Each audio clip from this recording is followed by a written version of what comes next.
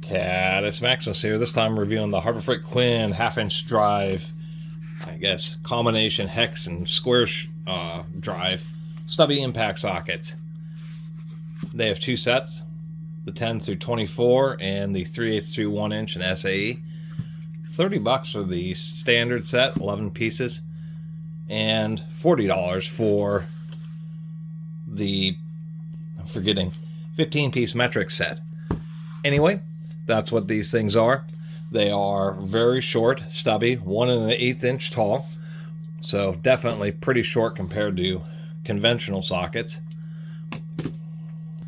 As a matter of fact, if we compare, say, the 19mm, we have a Sunex here. There is a pretty large difference. So obviously, you know, if you have a rod sticking through like a nut, these aren't going to give you very much clearance in those particular situations. They just don't have much depth, but they do allow you access in many areas where you wouldn't normally. These do have a 22mm hex shank, which is something pretty common. I have these Sunex ones. These have a 17mm, and you can get special ratcheting wrenches that have the little clip to drive these. There's a bunch of standards, unfortunately, with these types of hex drive sockets. I have 1/4 inch ones that are 11mm. There's 14mm, 17, 19, 22, so there's a bunch of different sizes.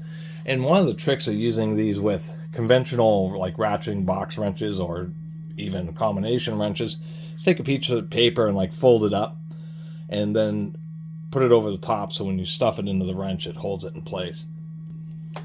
Other than that, I was going to show that a conventional socket, there we go, almost a little over 1.5 inches, like 1 9/16 inches, or something like this, 1 1/8 inches. So definitely much shorter. If we do, well, that's a 19mm, but same difference. They are the same height. I have these Capris, and what caught my eye about the Quinns was the hex shank, and this is just one of some of the, or not some of, one of the advantages is this hex shank, because you can just get a little bit of an offset to make a clearance and then just be able to start breaking the bolt. The other nice thing about these sockets is this hex, once a bolt is loose, you can pull off the ratchet or wrench, and then this hex gives you just a real nice grip to actually be able to use the socket to spin the fastener out. We are seeing that it's both laser etched as well as roll stamped, so I'll give them credit for that. I'm sure whoever's making these for Quinn is probably the same company that's making them for Sunex and a few other manufacturers. Of course, the Capris actually are a little bit more expensive. For equivalent sets from the Capris, you're talking $40 for the SAE and like $45 to $50 for the metric. But I'll give Capri some credit here, even though I'm reviewing the Quinns. Is I was just recently re-looking on Capri's website, and they've actually massively expanded their collection of stubby sockets.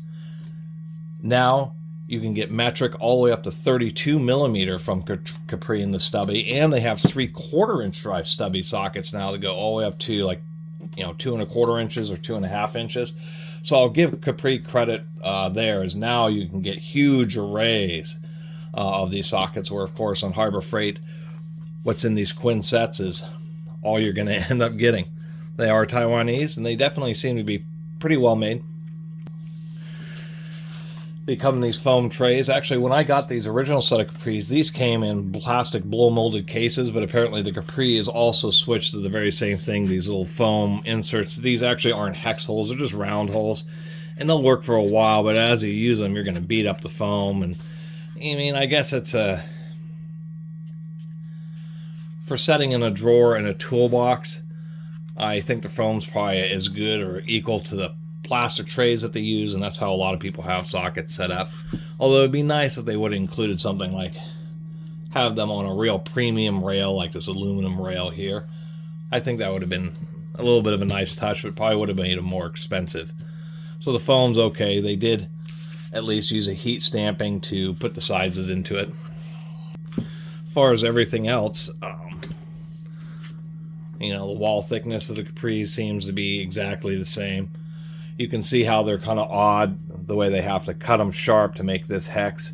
And that leads me to the other point, and I've actually read this on a few forum posts, not a lot of people, but some people. If you're really reefing, say you are using this 1-inch socket, reefing on with a big breaker bar or big ratchet, the problem is that hex in and of itself, and, well, these are brand new, is that this thickness here, this pretty thin wall section where the corners of the square align with the flats on the hex. I mean, that's unavoidable because you have a 4-sided and a 6-sided, of course, versus the thick drive of the Capris. I've read about these splitting, where it can crack and split. This is a socket that's split on the drive side, but exactly like that.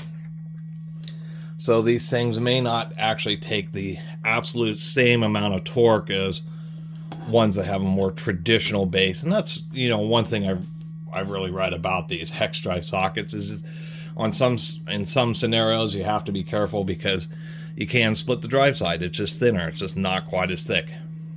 I mean, and it's real obvious if we even do a little measurement here. I like getting into these kind of details, make sure this is zeroed. But if I measure right here, the thinnest part of this wall, I'm getting 84 thousandths.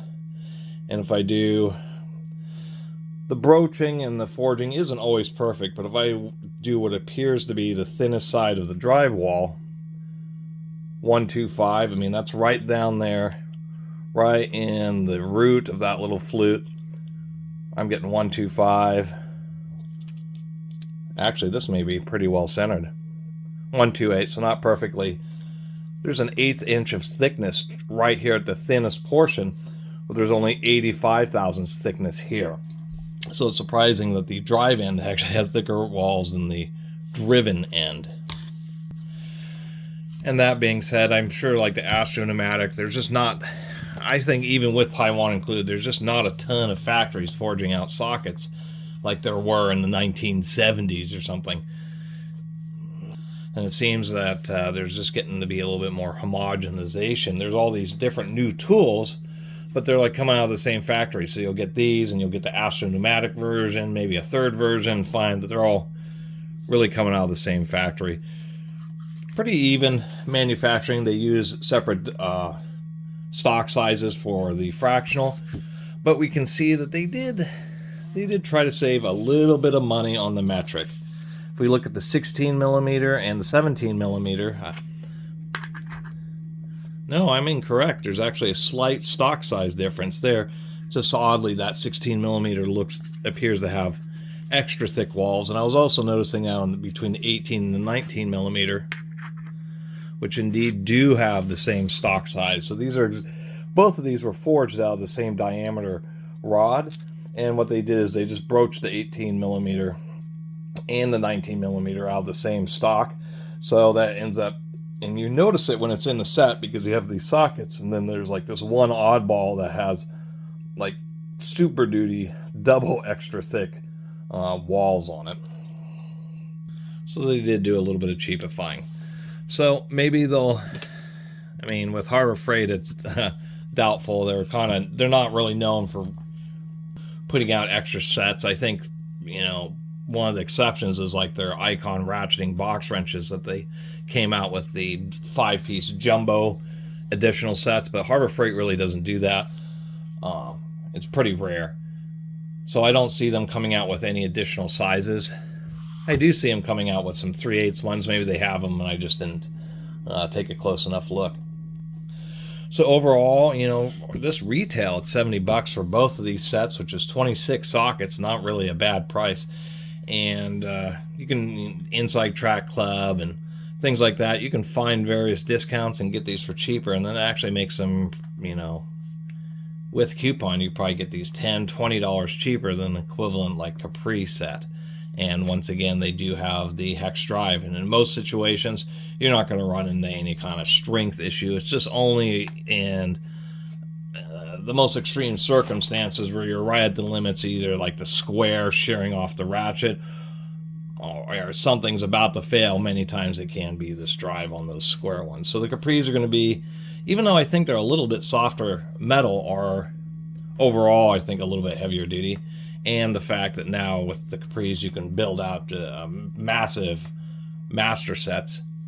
These Quinns, otherwise, really aren't a bad deal, and the foam, it ends up working.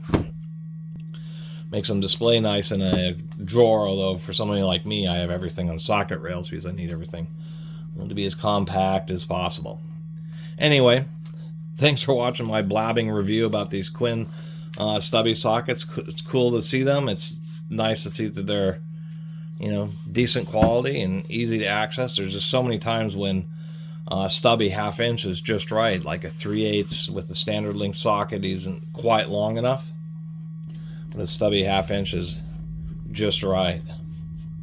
What's also nice about these is because of the sockets closer to the center line of the ratchet, when you use these sockets working on fasteners, it feels like you have a more solid connection, just because the further away from the fastener you get with the ratchet, the more of the bending and sideways. So more of the, when you put torque on the handle, it's also wanting to bend it or flip, bend it and tear it off the fastener. So when you use real short sockets, it's kind of like real close to using a combination wrench. You're driving the force as close to the center line of the head of the fastener as possible, being more efficient. Anyway, thanks for watching.